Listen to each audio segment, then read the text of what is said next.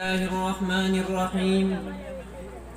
ظهر الفساد في البر والبحر بما كسبت أيدي الناس. صدق الله العظيم. قال قائل حب الوطن من الایمان. یہ بات آیا ہے دنیا پر ہم پھول بھی ہے تلوار بھی ہے. یہ بات آیا ہے دنیا پر ہم پھول بھی ہے تلوار بھی ہے. یا بزم جہاں مہنکائیں گے یا خون میں نہا کر دم لیں گے. محترم صدر جلسہ، علماء کرام، طلباء عظام اور دور دراز سے آنے والے مہمان بھائیو، السلام علیکم ورحمۃ اللہ وبرکاتہ. آج مجھے اس پروقار محفل میں جس موضوع پر لب کشائی کرنے کا موقع ملا ہے وہ یہ ہے کہ آزادی کیا ہے.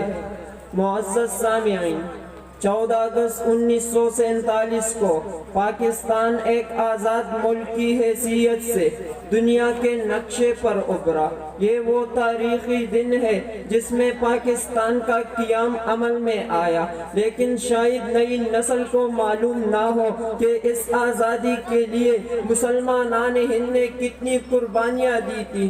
اس آزادی کے لیے کتنے علماء شہید کیے گئے، کتنے علماء کو جیلوں میں ڈالا گیا، کتنے اہل وطن کو وطن سے جدا کیا گیا، کتنے بہنوں اور بیٹیوں کی عزت پامال کی گئی، کتنے عصمتیں لٹ گئی، آرزو کے کتنے محل جل گئے، خون کے کتنے دریا بہہ گئے، کتنے ماؤں کے لخت جگر کٹ گئی، کتنے بچے یتیم کیے گئے، کتنے مائیں بیوہ ہو گئی. مگر سچ تو یہ ہے کہ ہم نے آزادی کی نعمت کی کوئی قدر نہیں کی. ہمارے بزرگوں نے تحریک پاکستان کے وقت اپنے رب اور قوم سے جو وعدے کیے تھے ہم نے وہ وعدے پورے نہیں کیے. ہم نے من حیث القوم اپنے رب سے یہ عہد کیا تھا کہ اس سرزمین پاکستان میں اسلامی نظام کو نافذ کریں گے، یہاں سماجی مساوات ہوگے، یہاں معاشی عدل و انصاف ہوگا،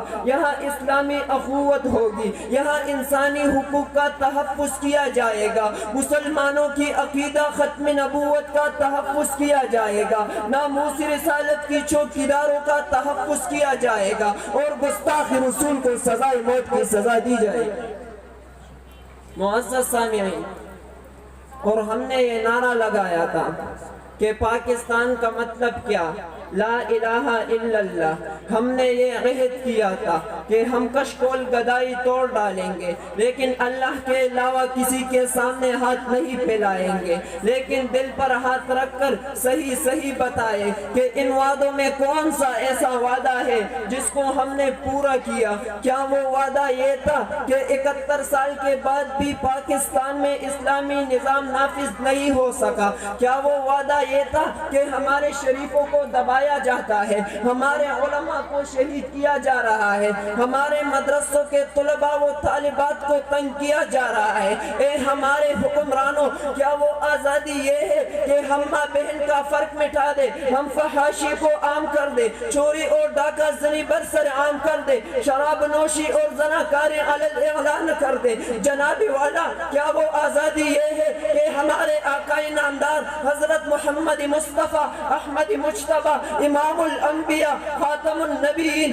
صلی اللہ علیہ وسلم کی شان میں ایک عیسائی ملعونہ گستاخی کرتی ہے؟ وہ محمد جس کے بارے میں شاعر کیا خوب کہتا ہے، ایک قلم رک جا ادب کا مقام ہے، تیرے نوک کے نیچے محمد کا نام ہے. اس محمد کی شان میں یہ ملعونہ گستاخی کرتی ہے اور ایک مسلم ریاست پاکستان، ایک مسلم عدالت اور ایک مسلم جج کی دستخط پر ان کو رہا کر دیا جاتا ہے.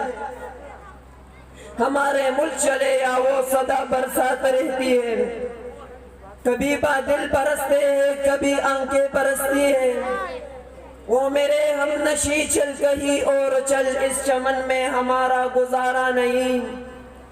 بات پھولوں کی ہوتی تو سہ لیتے ہم، اب تو کانٹوں پہ بھی حق ہمارا نہیں. جب بھی اہل چمن کو ضرورت پڑی خون ہم نے دیا، گردنیں بھی کٹی.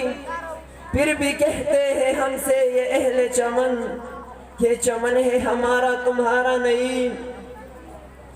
جناب صدر جلسہ، لیکن آج IMF اور استعماری قوتیں ہمارے حکمرانوں کو جو حکم دیتے ہیں وہ ہمیں تسلیم کرنا پڑتا ہے۔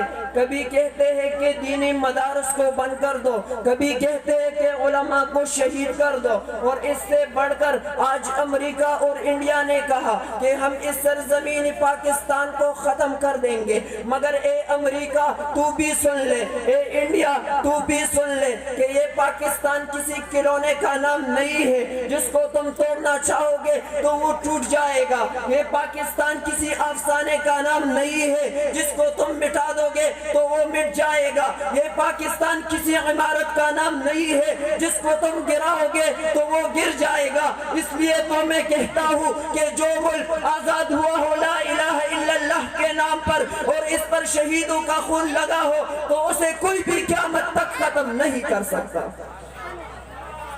یہ عظمت باطل دھوکہ ہے، یہ شوکت باطل کچھ بھی نہیں۔